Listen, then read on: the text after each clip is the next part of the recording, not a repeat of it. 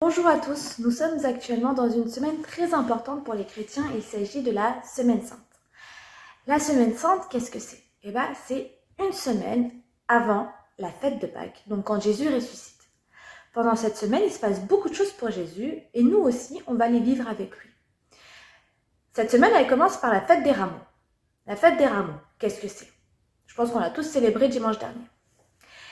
Il s'agit de l'arrivée de Jésus à Jérusalem. Donc, pour cette arrivée, Jésus va prendre un âne. Ouais.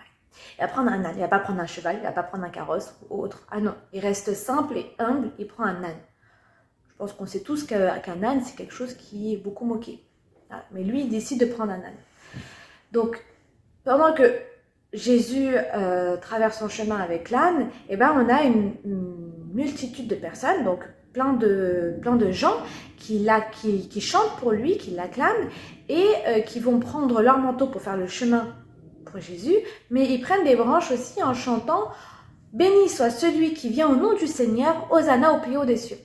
Donc comme je l'ai dit, je pense que dimanche dernier, on a tous assisté à la messe et avons chanté Hosanna au plus haut des cieux avec notre branche d'olivier. Mais nous, on va voir plus particulièrement le jeudi saint. Le jeudi saint, il y a deux points importants. Il y a le dernier repas de Jésus et on a le lavement des pieds. Le dernier repas, pourquoi? Parce que Jésus, quand il est venu à Jérusalem, c'était pour fêter la Pâque des Juifs.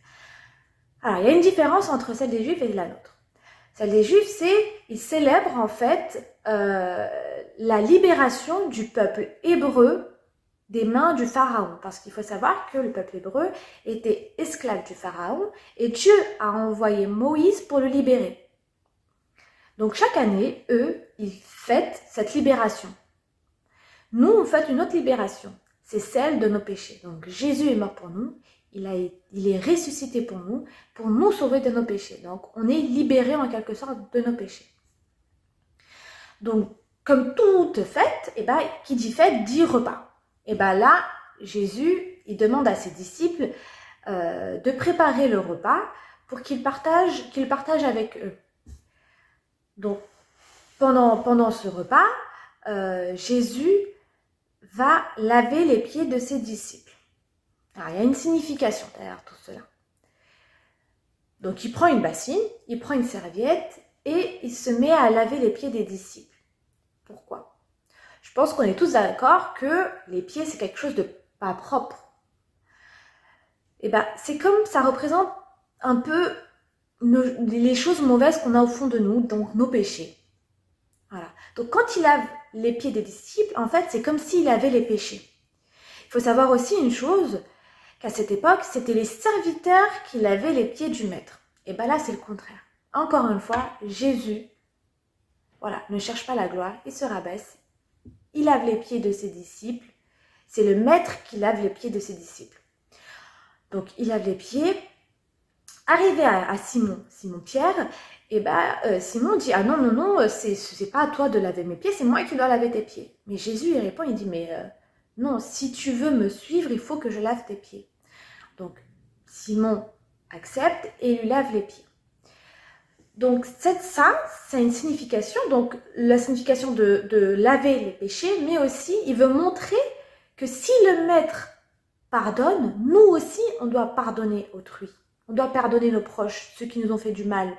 On ne doit pas juger telle personne ou un tel. Voilà. Si Jésus ne nous juge pas, nous on ne doit pas juger. Si Jésus nous pardonne, nous on doit pardonner aux autres.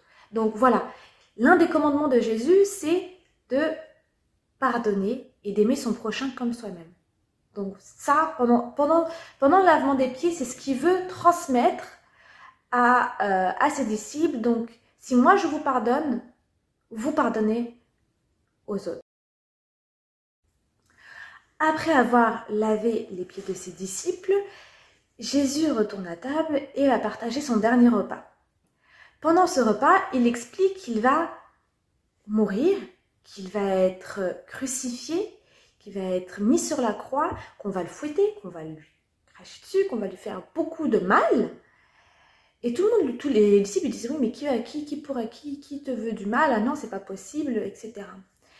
Et là, Jésus dit, mais c'est la volonté de Dieu. Donc Jésus, ici, il est triste parce qu'il va quitter ce monde, mais il est heureux aussi parce qu'il va faire la volonté de son Père, donc de Dieu. Et ça le rend le plus heureux. Et en plus de ça, il le fait pour nous. Donc si c'est pour nous, il est capable de tout faire. Voilà, l'amour qu'il a pour nous. Donc pendant ce repas, il va prendre le pain, il va le couper en deux, il dit « Prenez-en tous, car ceci est mon corps ». Donc le pain représente le corps de Jésus. Pourquoi? Parce que il va donner son corps, il va mourir pour nous. Voilà, il va mourir pour nous. Ensuite, il prend la coupe de vin qui représente le sang de Jésus et il dit « Prenez-en tous, buvez, prenez-en tous, car ceci est mon sang ». Donc là, le sang, quand il dit le sang, c'est le sang qui va verser pour nous. Quand on va le fouetter, il y aura du sang qui va couler. Quand ils vont le mettre sur la croix, il y aura du sang qui va couler. Quand on va lui mettre la couronne d'épines, c'est pareil, encore du sang. Et ça, tout ce sang-là qui verse, c'est pour nous.